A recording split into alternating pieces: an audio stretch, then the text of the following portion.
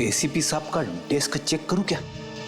अरे नहीं, अगर उन्हें पता चल गया तो वो मुझ पे बहुत गुस्सा हो जाएंगे।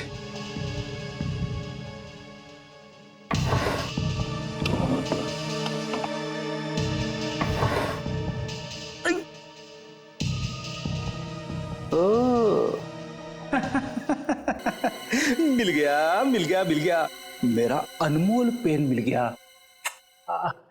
अब मुझे कवि बनने से कोई नहीं रोक सकता।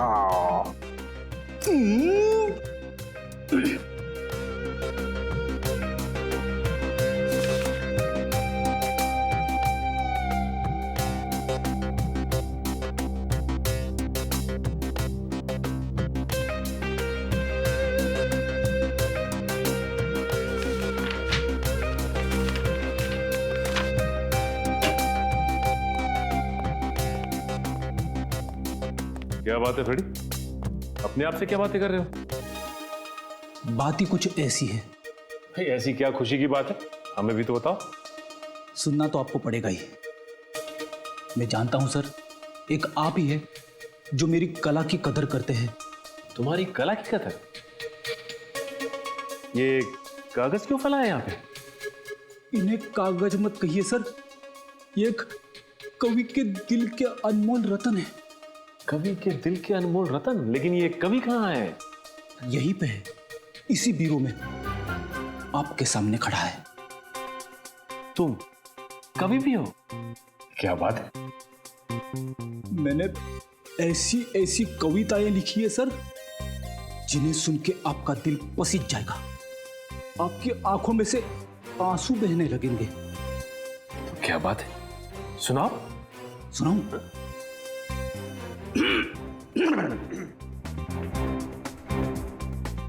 हर शाम अपने आंगन में बैठ के जब मैं डूबते सूरज को देखता हूं, हर शाम अपने आंगन में बैठ के जब मैं डूबते सूरज को देखता हूं, तो मेरे दिल में यह ख्याल आता है कि सूरज के साथ साथ पंकज क्यों न चला गया।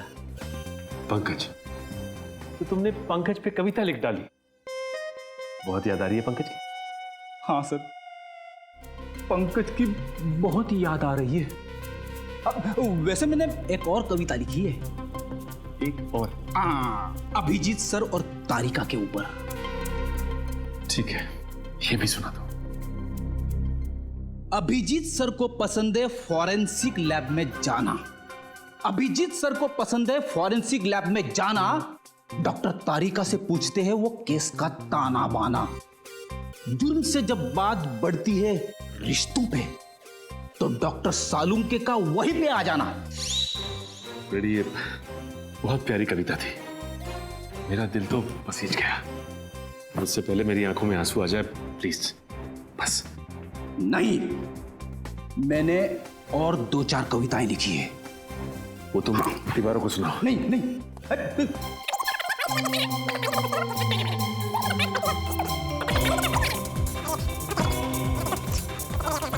प्लीज फ्रेडी, बस बस प्लीज। थैंक गॉड, सही समय पे फोन आ गया। हेलो? क्या खून? तो खून हो, वो भी जेल में?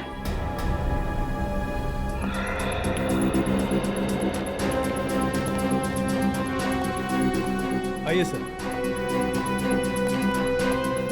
आइए सर।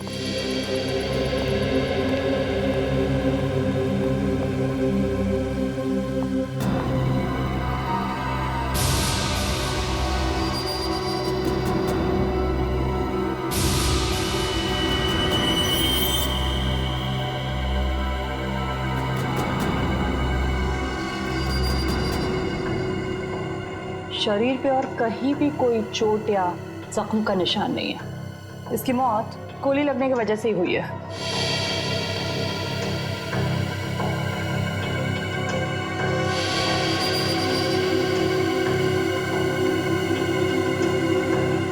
कहीं कोई एग्जिट वुंड भी नहीं है, इसका मतलब गोली शायद शरीर के अंदर ही।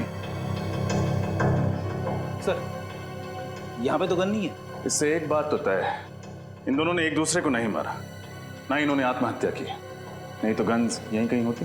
जरूर किसी तीसरे आदमी ने इनका खून किया है। जेल में खून? ऐसा कैसे हो सकता है? इन दोनों के साथ तो कोई तीसरा कैदी भी नहीं था। ये तो मैं सोच रहा हूँ जेलर साहब, जेल के स्पेशल सेल में कैद 2 कैदी वो मारे जाते हैं। कैसे? किसी ने गोलियां चलने की आवाज भी नहीं सुनी? नहीं सर, फंक्शन में गाना इतना तेज बज रहा था कि ठीक से कुछ भी सुनाई नहीं दे रहा था। गाना जितना भी तेज बज रहा हो, गोली की आवाज को नहीं दबा सकता। सर शायद गन पर साइलेंसर लगा होगा। मतलब तुम ये तो मान रहे हो तुम्हारी मौजूदगी में कोई जेल के अंदर गन लेकर आया, वो भी साइलेंसर वाली गन, और इन दोनों को मार दिया? नहीं सर, अंदर तो कोई भी नहीं आया। हम दोनों तो यही पहरा दे रहे थे, है ना? हाँ सर। गोली की आवाज नहीं सुनी, किसी को अंदर आते नहीं देखा। कैसे हो सकता है? कहीं तुम दोनों भी बाहर फंक्शन में गाना सुनने तो नहीं चले गए थे? नहीं सर, हम दोनों तो यहीं थे। आप जेलर साहब से पूछ लीजिए। ये ठीक कह रहे हैं, ये दोनों यही ड्यूटी कर रहे थे। सर, मैं इन दोनों को फोरेंसिक लैब ले जाती हूँ। विकी और चंदन की लाश की पोजीशन को देख के लगता है कि जिस वक्त गोली चली वो दोनों जमीन पर लेटे हुए थे। शायद दोनों सो रहे होंगे जब इन्हें गोली मारी गई।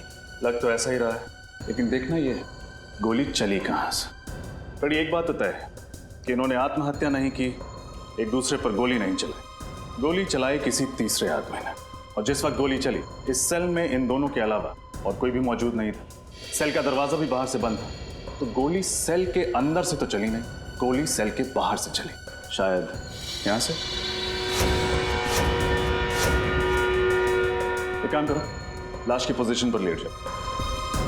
आप मुझे कह रहे? हाँ, यहाँ कोई और तो है नहीं। ठीक है सर, अगर आप कह रहे तो मैं सो जाता हूँ।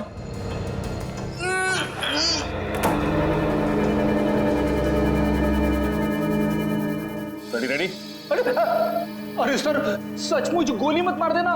घबराओ मत, बंदूक खाली है। यहाँ से पूरी बंदूक को अंदर घुसाना तो मुश्किल है, बाहर से भी गोली चलाई होगी तो जाके लगेगी सामने वाली दीवार में। इस एंगल से विक्की और चंदन को गोली मारना तो नामुमकिन है। गोली यहाँ से तो नहीं चली होगी। तो फिर गोली कहाँ से चली? हो सकता है वहां से। रोशनदान से? मगर रोशनदान तो काफी ऊंचा है और उस पर नेट लगी हुई है। सो तो है फ्रेडी। एक काम करते हैं, मैं बाहर जाके रोशनदान को चेक करता हूँ, तुम जाके जेलर साहब से मिलो, उनसे विक्की और चंदन के बारे में पूछताछ करो। उठ जाऊं? जेलर साहब बाहर हैं, उठना तो पड़ेगा ही।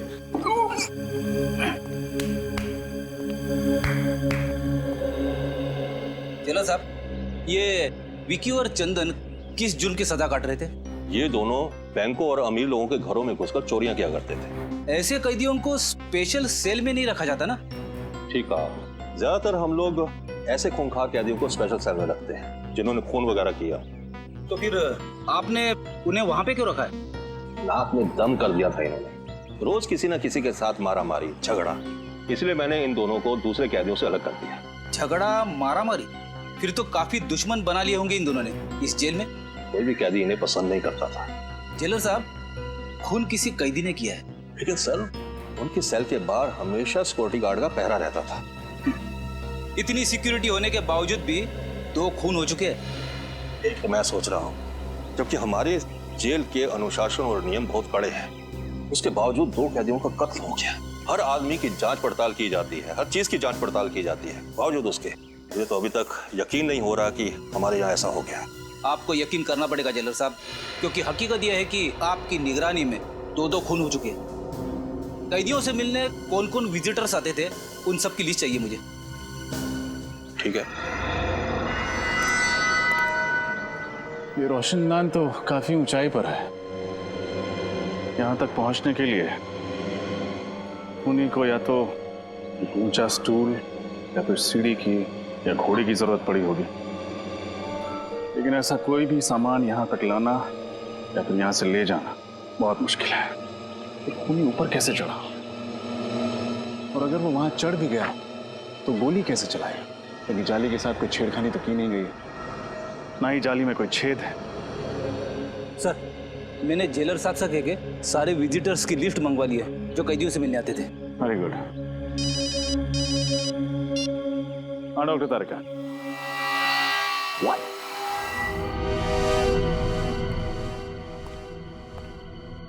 क्या तारिका जी, आपने तो मेरा दिमाग ही घुमा दिया। मैं क्या कर सकती हूँ रजत? मैं वही कह रही हूँ जो सबूत मुझे बता रहे हैं। ये दोनों कैदियों पर 2 अलग अलग एंगल से ही गोलियां चली है। लेकिन अलग अलग एंगल से कैसे? विक्की पर जो गोली चली है वो करीबन 60 डिग्री एंगल से चली है। 60 डिग्री? मतलब गोली यहां से चली? हाँ, और चंदन पर जो गोली चली है वो करीब 20 डिग्री एंगल से चली। 20 डिग्री? मतलब यहां से? हाँ। तो क्या खूनी ने घुटने पे बैठकर गोली चलाई थी? अब एंगल तो यही दिखा रहा है। हाँ, मेरा दिमाग और भी चकरा है। आपका कहना है कि गोली सेल के अंदर से चली, लेकिन यहाँ किसी भी तीसरे आदमी के होने की कोई संभावना है ही नहीं। हमने पूरा सेल चेक किया, यहाँ कोई भी खुफिया रास्ता नहीं। सिर्फ एक रास्ता है लोगों के अंदर आने का, और वो है ये दरवाजा। सर, ये किसी अंदर वाले का काम तो नहीं है? हो सकता है। ये लीजिए सर, जो जो इन कैदियों से मिलने आता था उन सारों नामों की लिस्ट। Thank you.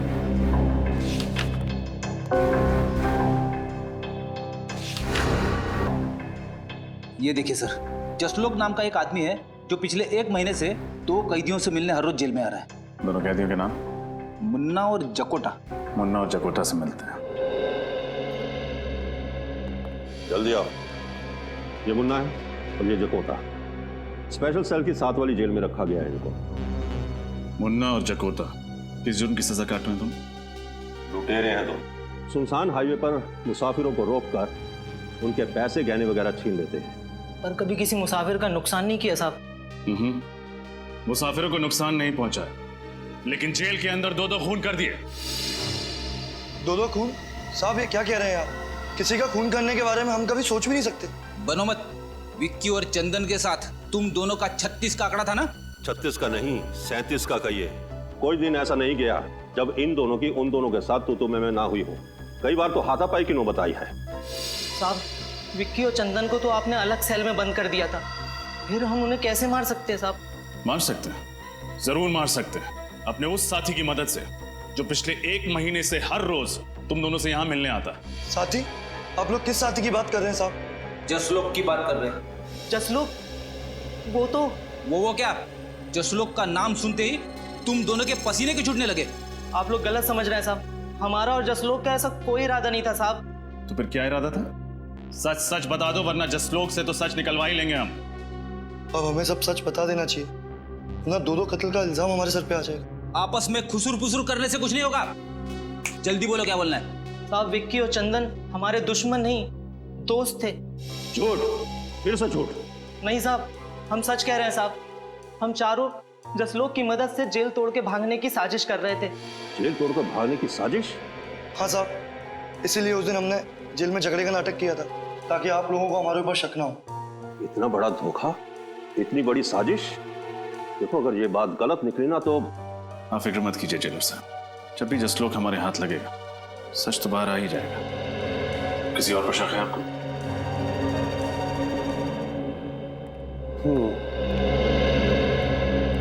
ये अजय और वो सत्तू, इन दोनों की भी बहुत बहसबाजी हुआ करती थी विक्की और चंदन के साथ। बहस तो होगी ना साहब, वो दोनों हर वक्त झगड़ा करने का बहाना ढूंढते रहते थे। हाँ हाँ साहब, बिना झगड़ा करे उनका तो खाना ही हजम नहीं होता था। कहीं तुम दोनों का झगड़ा जकोटा और मुन्ना जैसा नकली तो नहीं था? नकली? नहीं नहीं साहब, ये क्या कह रहे हैं आप? लो, तुमने अपने ही मुंह से कह दिया कि झगड़ा असली था। इसका मतलब तुम लोगों के पास ठोस वजह थी उन दोनों की जान लेने की। नहीं नहीं साहब, हम खूनी नहीं हैं, हम तो मामूली चोर उचक्के हैं, और हम खून क्यों करेंगे उनका? हाँ साहब, वैसे भी जेलर साहब ने उन दोनों को जब से स्पेशल सेल में डाला है तब से हम दोनों का वहाँ आसपास भटकना भी मुश्किल हो गया था। चलो साहब, ऐसे कौन कौन से लोग हैं जो स्पेशल सेल में जा सकते हैं? सबसे ज्यादा तो इस मनोहर का जाना आना होता था उस सेल में। यही उस सेल की साफ सफाई किया करता था। हाँ साहब, मेरी बदकिस्मती थी कि मैं ही उस सेल की साफ सफाई करता था। क्यों?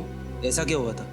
हाँ साहब, बेवजह झगड़ा करते थे, धक्का मारते थे, कई बार तो उन्होंने थप्पड़ भी मारे थे। अरे, वो दोनों तुम्हें मारा पीटा करते थे, ये बात तुमने मुझे पहले क्यों नहीं बताई? साहब, उन्होंने मुझे धमकी दी, अगर मैंने किसी से शिकायत की तो मुझे और मारेंगे। मनोहर, कहीं ऐसा तो नहीं कि वो दोनों तुम्हें बहुत तंग करते थे, इसलिए तुम्ही ने उन दोनों का? साहब, मैं तो उनके पास जाने से भी डरता था। मैं उनकी जान कैसे लूंगा साहब? मच्छर था साहब, उनके सामने मैं एक मच्छर। जेलर साहब, क्या हो रहा है आपकी जेल में? स्टाफ की पिटाई हो रही, दो कैदियों का खून हो गया। मैं तो खुद हैरान हूं। मुझे तो लगता था कि मेरी जेल में प्रशासन ठीक से चल रहा है, मगर तुम कौन हो? ये धनसुख है, चाय वाला। ये भी उस सेल में जाया करता था सुबह शाम चाय देने के लिए। अरे क्या हुआ धनसुख?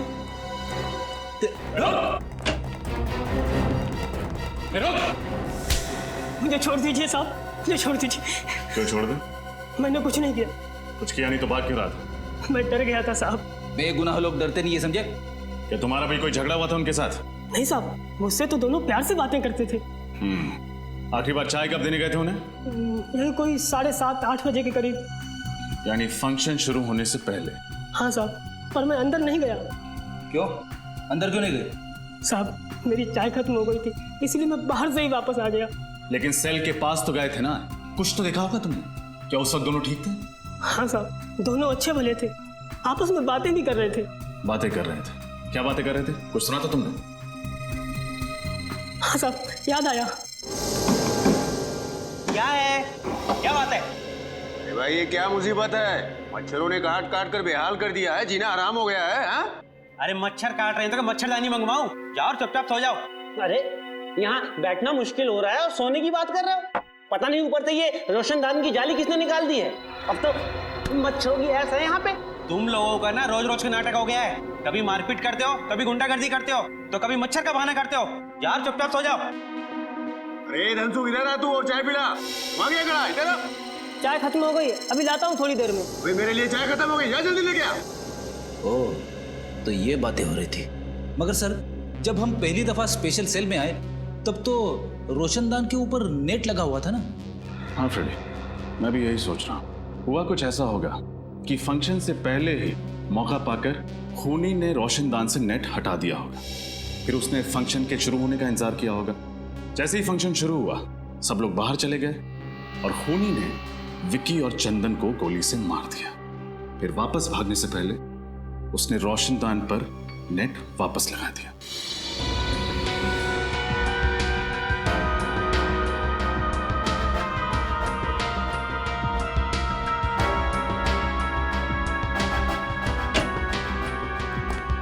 सर, ये रहा जसलोक। बड़ी मुश्किल से हाथ लगा है। 9-2-11 होने के फिराक में था। तो आप हैं मिस्टर जसलोक, जो पिछले 1 महीने से हर रोज मुन्ना, जकोटा, विक्की और चंदन से मिलने के लिए जेल में जाते थे? हाँ? क्या बकवास कर रहे हैं सर? एक तो आपका ऑफिसर मुझे जबरदस्ती उठाकर लेकर आया, ऊपर से आप अनाप शनाप बके जा रहे हैं। अरे जेल में किसी से मिलना गुनाह है क्या? जी नहीं, जेल में किसी से मिलना गुनाह नहीं है, लेकिन जेल से भागने में किसी की मदद करना गुनाह जरूर है। सर, मैंने किसी की मदद नहीं की और ना ही किसी साजिश में मेरा कोई हाथ है। देखो, मुन्ना और जकोटा अपना मुंह खोल चुके हैं। तुम्हारे लिए यही बेहतर है कि तुम हमारा समय बर्बाद ना करो। बोलो सच। सर, मैंने एक बार बोल दिया ना कि मैंने किसी की मदद नहीं की तो नहीं की। बड़ी लगता है ये भाई साहब शराफत से कुछ नहीं बताने वाले। इनके ऊपर उस चीज का इस्तेमाल करना ही पड़ेगा। समझ गया मैं। सर, किस चीज की बात कर रहे हैं? अभी पता चल जाएगा किस चीज की बात कर रहे हैं। सर बताइए ना प्लीज। अरे ये क्या है?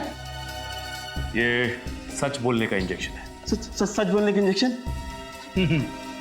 एक बार अगर ये इंजेक्शन लग जाए ना, तो आदमी तोते की तरह सच बोलने लगता है। सर, इसकी जरूरत नहीं, मैं सब बताता हूँ सर। मैं नुस्खा काम में आ गया। तुम क्यों रुक गए? शुरू हो जाओ।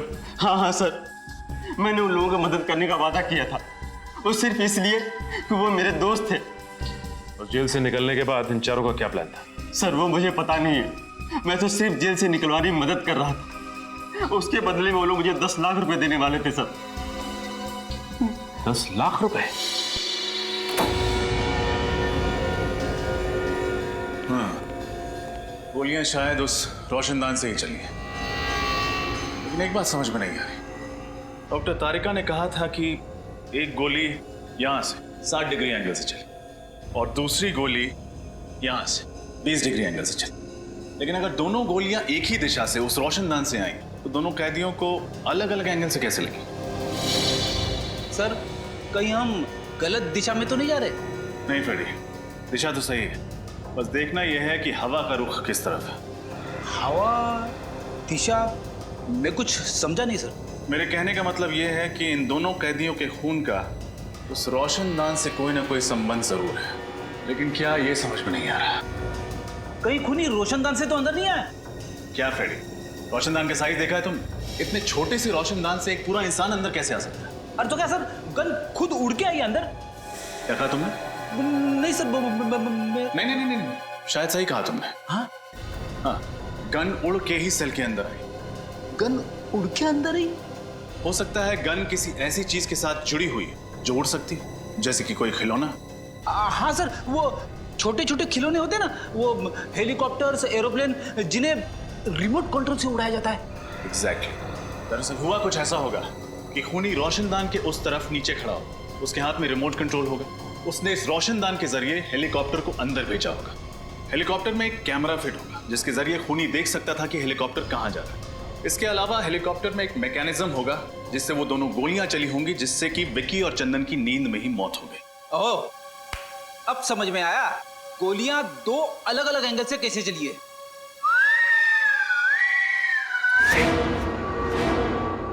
करेक्ट।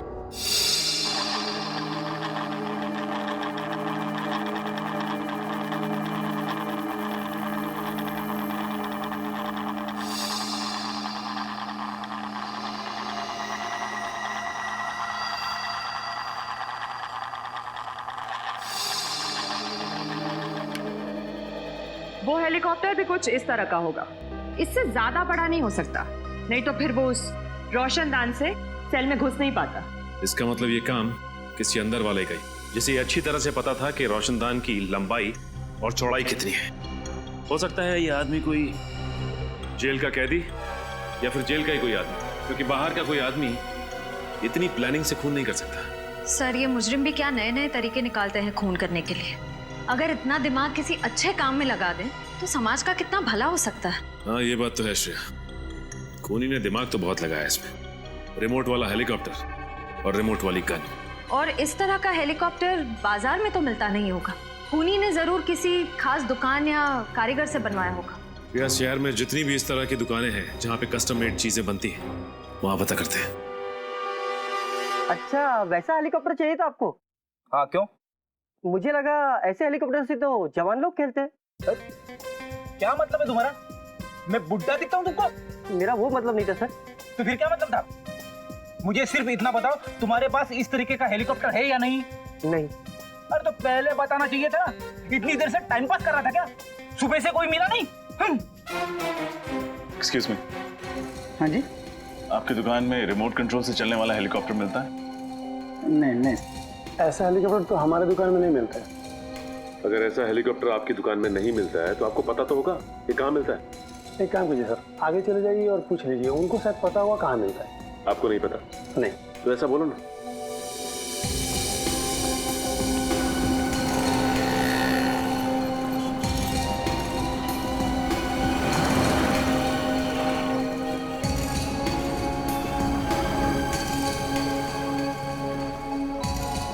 उस तरफ से नहीं मिला। नहीं, उस तरफ भी कुछ नहीं। क्या फ्रेडी, हमारा चेहरा लाल क्यों? कुछ नहीं सर, कुछ भी नहीं मिला। उधर एक दुकान है, चल के पूछना।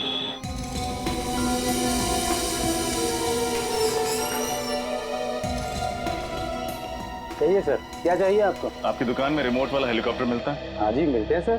दिखाइए जरा। फिलहाल तो सब बिक चुके हैं, अगर आप कहें तो आपके लिए ऑर्डर से मंगवा देता हूँ। जी नहीं, उसकी जरूरत नहीं।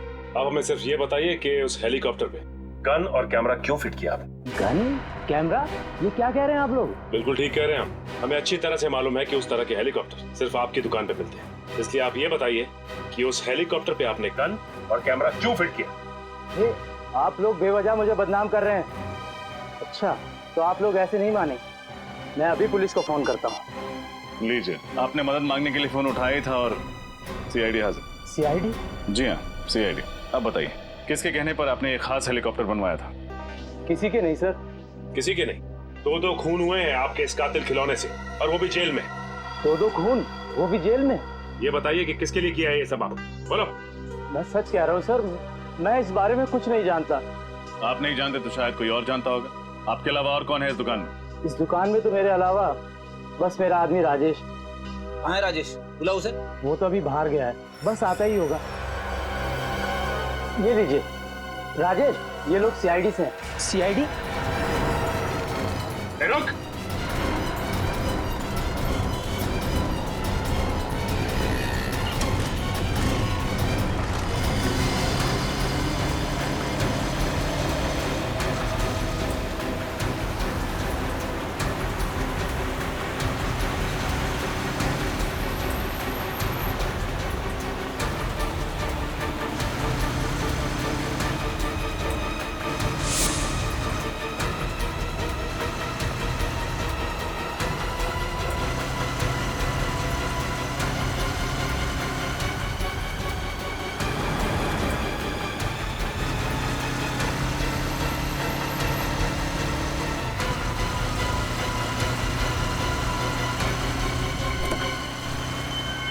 तेरी तो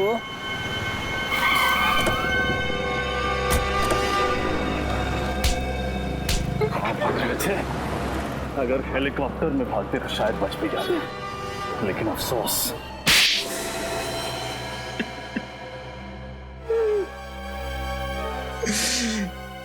गलती हो गई साहब। मैंने जो कुछ भी किया पैसों के लिए किया। उस आदमी ने मुझे 50,000 रुपए दिए थे हेलीकॉप्टर में गन फिट करने के लिए। पैसों की लालच में तुमने एक खूनी की मदद की ना? गलती हो गई साहब, दोबारा ऐसी गलती कभी नहीं कर। जेल से निकलोगे तो दोबारा करोगे ना? किसने पैसे दिए थे? पता नहीं, उसका ना तो नंबर याद है, ना एड्रेस, ना ही नाम। चेहरा याद है उसका? शक्ल थोड़ी थोड़ी याद है उसकी। कम से कम कुछ तो याद आया इसे श्रेया। इससे स्केच बनवा लेते हैं और अपने क्रिमिनल डाटाबेस में चेक करते हैं। हो सकता है ये कोई पुराना अपराधी हो।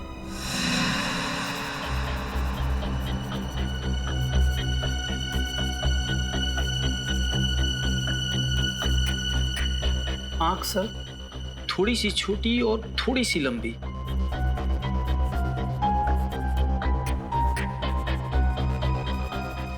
ये सही। होठ बिल्कुल सही, ऐसा है। और बाल सर? बाल छोटे छोटे थोड़े से और सुनहले सुनहले कलर का। हाँ सर, स्केच रेडी है।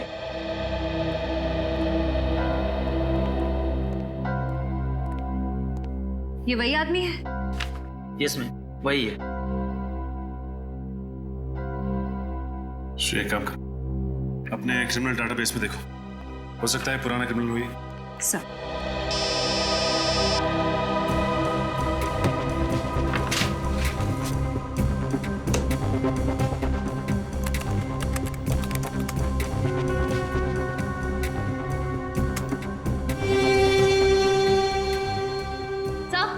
ये जगन नाम का पुराना मुजरिम है सर। ठीक है, मैं बाद में फोन करता हूँ। सर चोरी चकारी के जुर्म में कई बार जेल की चक्की भी पीस चुका है। छोटा मोटा चोरी करने वाला ये खूनी कब से बन गया? सर पिछले 6 महीने से उसी वसंत वज्र जेल में था, जहाँ पर विक्की और चंदन भी थे। इसका मतलब ये तीनों आपस में जरूर मिले होंगे और तीनों का कोई ना कोई कनेक्शन है। ये क्या, हफ्ते भर पहले ये जेल से छूटा है और जेल से छूटते ही सीधा हेलीकॉप्टर बनवाने पहुंच गया। लेकिन सर जेल से छूटने के बाद ये फंक्शन के दौरान जेल के अंदर घुसा कैसे? किसी ने इसे देखा कैसे नहीं? हो सकता है श्रेया कि ये खुद ना गया हो और विक्की और चंदन को मारने में इसकी मदद की हो किसी ने। अपने खबरियों को काम पे लगा दो, पता करो कि ये जगन है कहाँ पे। सर देखो, अगर तुम्हारी खबर गलत निकली ना तो सोच। क्या साहब, रिंकू की खबर आज तक गलत निकली है? जो अब निकलेगी, जिस कबूतर की आपको तलाश है उससे यहीं पे घोंसला बना रखा है, यही है उसका घर। ये है जगन का ठिकाना। ठीक है रिंकू, ये रखो तुम अपने पास।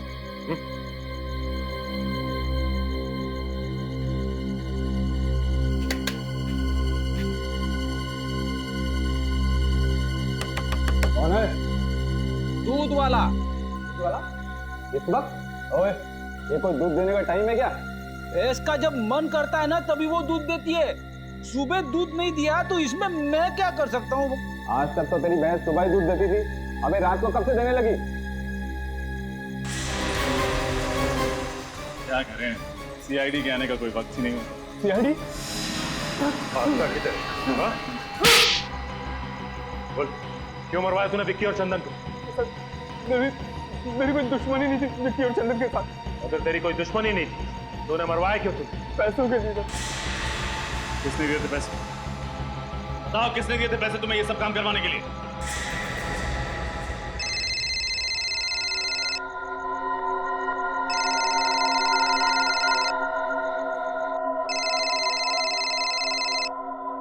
हेलो, मैं जगन बोल रहा हूँ। मैंने तुमसे कहा था ना तुम मुझे कभी फोन मत करना। देखो मैं तुमसे मिलना चाहता हूँ। तुम्हारा दिमाग तो खराब नहीं हो गया? देखो तुम्हें मुझसे मिलना ही पड़ेगा, नहीं तो मैं। नहीं तो क्या धमकी दे रहे हो मुझे? आज रात 9:30 बजे ज्वाला रोड इंतजार करूंगा। अगर नहीं आए तो। नहीं आए तो क्या कर लोगे? हेलो हेलो, नहीं आया तो क्या कर लोगे?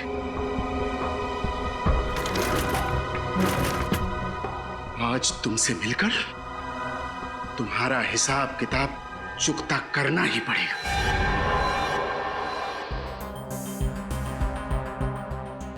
अब तो मैंने आप लोगों का काम कर दिया है, अब मैं जाऊं सर? अरे ऐसे कैसे जाने दे? अभी तक तो तुमने इंसाफ का आटा गूंदा है, प्रायश्चित की रोटी तो पकानी अभी बाकी है। इंसाफ का आटा, प्रायश्चित की रोटी? मैं कुछ समझा नहीं सर। तुमने खूनी को हमारे बनाए हुए जाल में तो बुला लिया, लेकिन तुम्हारा काम अभी खत्म नहीं होता है। उसे गिरफ्तार करने के लिए तुम्हें हमारे साथ चलना। नहीं सर, मैंने उसे धमकी देकर उसे बहुत गुस्सा दिला दिया। अगर मैं वहां गया ना तो वो मुझे भी मार डालेगा। बड़ा डर लग रहा है तुम्हें मौत से? उस वक्त एक बार भी नहीं सोचा जब जेल में 2 कैदियों को मौत के घाट उतारने की प्लानिंग चल रही थी? सर, मैंने जो कुछ भी किया उसके लिए मैं बहुत शर्मिंदा हूं। मैं आप लोगों से वादा करता हूं सर कि आज के बाद मैं कोई भी गुनाह नहीं करूंगा। कैसे करें तुम्हारे वादे पे यकीन? एक जुर्म की सजा काट के आया हो और दूसरा गुनाह कर बैठे। सर, मेरे लिए नहीं तो कम से कम मेरे बीवी बच्चों के लिए मुझे माफ कर दीजिए।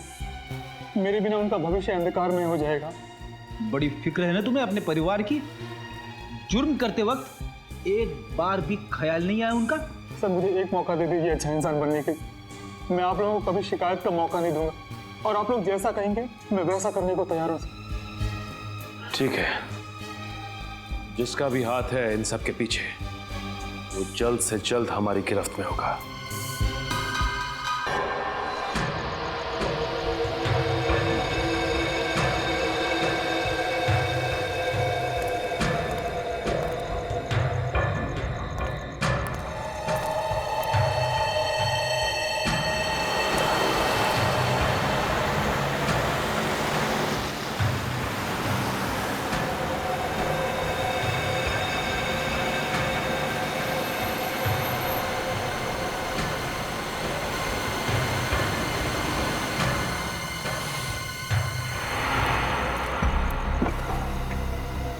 अच्छा हो जो तुम्हारे।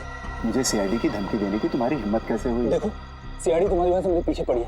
अब तुम्हारा फर्ज बनता है कि तुम मुझे सीआईडी से बचाओ। अच्छा, मैंने जो तुमसे काम करवाया उसकी कीमत मैं दे चुका हूँ और तुम्हें सीआईडी से बचाने का मैंने ठेका नहीं ले रखा। देखो, मुझे फांसी पे नहीं चढ़ना, तुम्हें सीआईडी से बताना ही होगा कि असली गुनहगार तुम हो, समझे ना? अच्छा, मुझे लगता है तू ऐसे नहीं मानेगा। रुक, तेरा तो एक ही इलाज है। नहीं नहीं नहीं नहीं, नहीं। इतना बड़ा धोखा। सीआईडी के सामने गोलीबारी अच्छी बात नहीं है।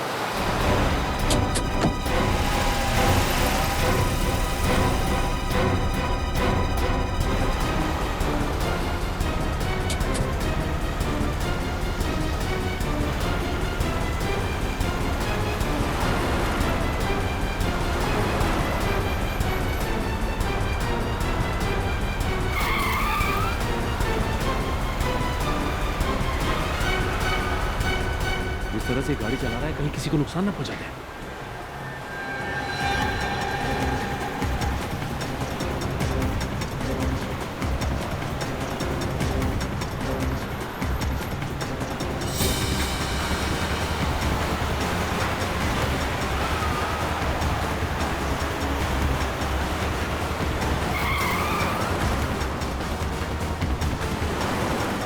इसके टायर पे गोली मारो।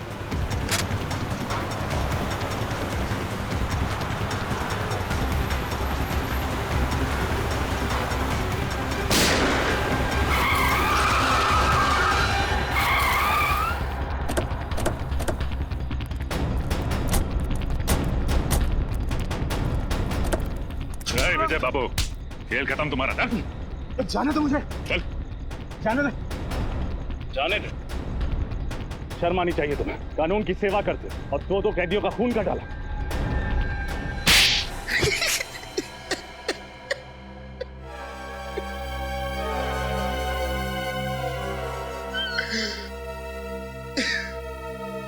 मैंने उन लोगों को मारने का इरादा बहुत पहले ही कर लिया था। इंतजार था तो बस एक सही मौके का, और वो मौका मुझे मिला जेल के उस फंक्शन के दौरान। क्यों? ऐसा क्या किया था उन दोनों ने तुम्हारे साथ, जो पुलिस में होते हुए भी तुमने कानून को अपने हाथ में लिया? उन लोगों ने मेरी बहन के घर चोरी तो की ही थी, साथ ही साथ उन्होंने मेरी बहन अर्चना के साथ छेड़छाड़ और जबरदस्ती की थी। क्या? तो तुमने ये बात किसी से कही क्यों नहीं? मैं डरता था कि समाज में बदनामी होगी, मेरी बहन का घर से बाहर निकलना मुश्किल हो जाएगा। बस इसी डर से मैं अपना मुंह बंद करके बैठा था, और विक्की और चंदन इसी डर का फायदा उठाकर मुझे ब्लैकमेल करने लगे थे। नजरें क्यों चुरा रहे हो विजय बाबू? लगता है हमें देखकर विजय बाबू की आंखों में आंसू आ जाते हैं, इसलिए नजरें चुरा लेते हैं। क्यों? पर चंदन, हमें देखकर विजय बाबू को रोना क्यों आता है? क्योंकि शायद इसे अपनी बहन अर्चना की याद आ जाती है। अरे बाप रे, चंदन, चंदन इसे गुस्सा आ रहा है, इसे बहुत तेज गुस्सा आ रहा है। चंदन, चंदन, मुझे डर लग रहा है। चंदन, मेरे हाथ कांप रहा है। ये अगले हफ्ते तक 20,000 रुपए मिल जाने चाहिए हमें, वरना तेरी बहन अर्चना की दुखद कहानी ना बहुत जल्दी पूरे शहर की जुबान पे होगी बेटा, समझा? और आंखें मत घूर, न दिखा। चल काम कर अपना, चल ले। हंस लो, जितना हंसना है हंस लो। वो पल दूर नहीं जब एक बहन पर हुए अत्याचार का बदला एक भाई अपने हाथों से लेगा। आप ही बताइए सर, हर पल अपमान का घूंट पीकर जिंदगी गुजारना आसान नहीं है।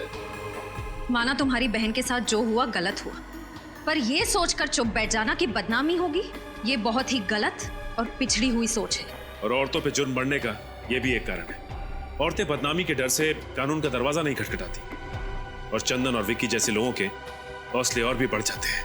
आप शायद ठीक कह रहे हैं, पर अपनी बहन को और दर्द में देखने की हिम्मत नहीं थी मुझ में, इसीलिए उन लोगों को सजा देने का जिम्मा मैंने अपने कांधों पर उठाया, और जगन की मदद से हेलीकॉप्टर में गन लगवाई, और उस गन की मदद से